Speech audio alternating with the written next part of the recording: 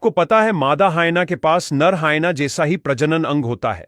नर और मादा के प्रजनन अंग एकदम एक जैसे ही दिखते हैं, लेकिन इससे मादा को ऐसी बड़ी दिक्कत होती है जो किसी भी अन्य मादा को नहीं होती। तो आइए जानते हैं मादा हाइना के यह रहस्यमय अंग के बारे में और उससे होने वाली बड़ी दिक्कत के बारे में। सबसे पहले जानते हैं मादा हाइना के बारे में कुछ अनसुनी बातें जो शायद कोई नहीं जानता।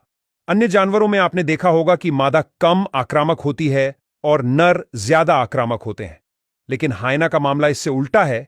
यहां नर को मादा हाइना के सामने झुक के विनम्र रहना होता है, क्योंकि मादा हाइना नर से ज्यादा आक्रामक होती है।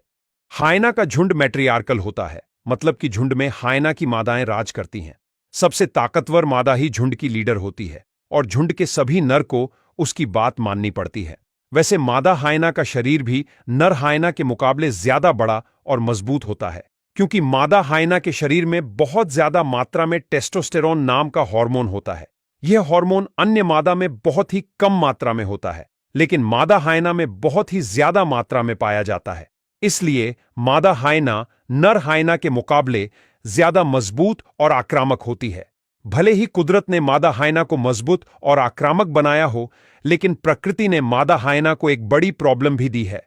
वो बड़ी प्रॉब्लम है उसका प्रजनन अंग। तो चलिए जानते हैं मादा हाइना का प्रजनन अंग नर हाइना जैसा ही क्यों होता है और इससे मादा को कौन सी बड़ी दिक्कत होती है।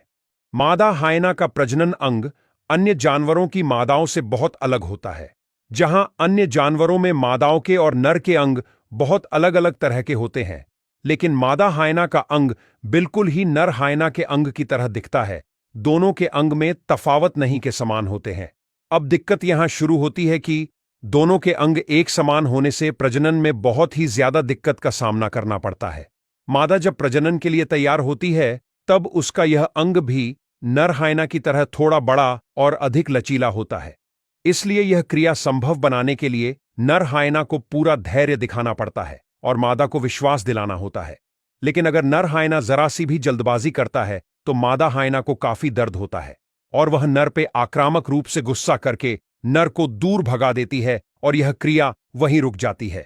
इसलिए सिर्फ वही नर हाइना प्रजनन को पूरी तरह से सफल कर सकता है जो बहुत ही धैर्यवान और विनम्र होता है।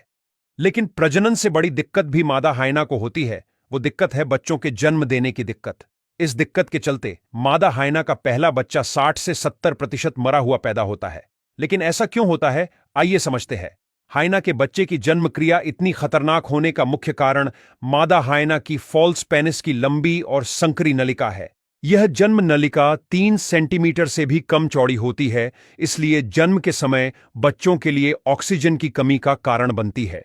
इसलिए जब कोई मादा हाइना पहली बार मां बनती है, तब यह समस्या ज्यादा बढ़ जाती है। ज्यादातर पहले बच्चे की संकरी नलिका में ऑक्सीजन की कमी के चलते ज्यादातर मौत हो जाती है, जबकि दूसरे बच्चे के जन्म के समय वह नलिका थोड़ी लूस होने के कारण वह ज्यादातर जीवित रह पाता है।